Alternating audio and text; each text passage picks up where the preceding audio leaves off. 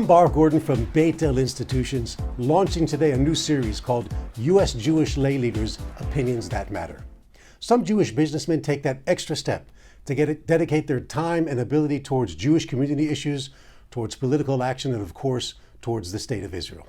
We believe that those opinions matter. Joining us today is Daniel Benedict from Queens, New York. Daniel is the president of the Benedict Realty Group, which invests and manages properties along the eastern coast of the United States. Daniel, I heard you speaking recently and thought your remarks were insightful. What's your read on the map of American Jewry today? I see a very powerful shift in the structure of Jewry in the world. I think American Jewry's golden years are behind us, and we are no longer the dominant force in the Jewish world. I think Israel has taken over as the leader certainly in the population. You have a growing, thriving Jewish population. American Jewish population is in decline, and with all the surveys and research being done, it seems that this decline is going to continue and accelerate. Certainly a growing number of young American Jews are becoming disconnected from their roots and no longer identify with the Jewish people and with Israel. And I think that this reflects itself not just in the numbers, but in the economic force and the political force and a lot of other factors which are so critically important to what has been the most successful diaspora for Jewish people. So are you saying that American Jews have less influence on American politics today? Well, the Jewish people were always very politically engaged. I don't think it's not about influencing, it's really being politically engaged. And as the younger generation is less identifying and is less engaged both in the Jewish peoplehood, therefore they're less engaged in the political process of pro-Israel or pro-Jewish politics. And that makes a difference. That has a critical influence on the political ability to effectuate political influence.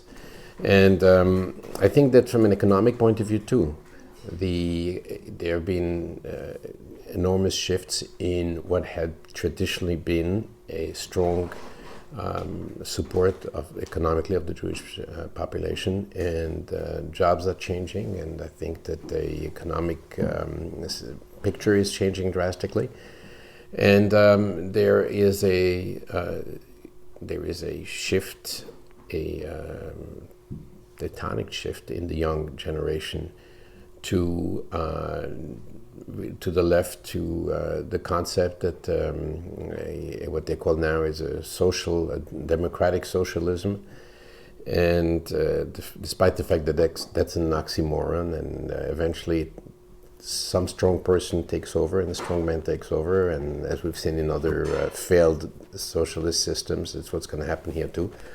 But with that, the economic power of the people and the people which want to do good with their wealth is waning too. You referred to enormous economic shifts in places where Jews were engaged. Are you referring to sectors like the diamond industry, which is suffering terribly? I think diamond is only a very limited, small amount of the very narrow and targeted amount of the Jewish population which has been involved in that, and that's obviously it's been in decline for a number of years, and it's been accelerating. And it's right now it's almost become irrelevant. There are very little diamond people employed in the diamond industry or jewelry industry. I think that the millennials are not interested in jewelry and diamonds. This is not a major employment. I'm talking of more of a generational shift in people seeking to really move away from a capitalistic economic system, and that will. We've seen what this has done the last 100 years in other countries which have experimented with this system. And I think it's more of a broad outlook on where this is going, and I think that's why I am convinced that things are not looking great. If a young Jewish entrepreneur who's starting his career sought out your advice, whether to invest his energies in the United States today or in Israel, what would you tell him?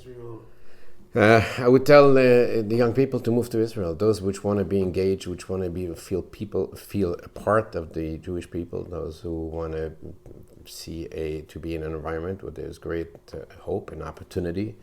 Obviously, the world has changed to the high tech and the brain power that's at work in Israel, developing new products and new companies in whether it's in financial technology, medical technology, diagnostic, and in so many different areas, is really the place to be is in Israel. Daniel Benedict, thank you for sharing your insights with us.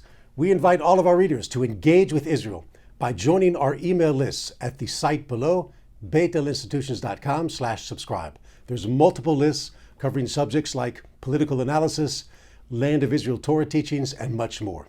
And you get a free gift or guide with each sign-up. Thank you from Beit El Institutions.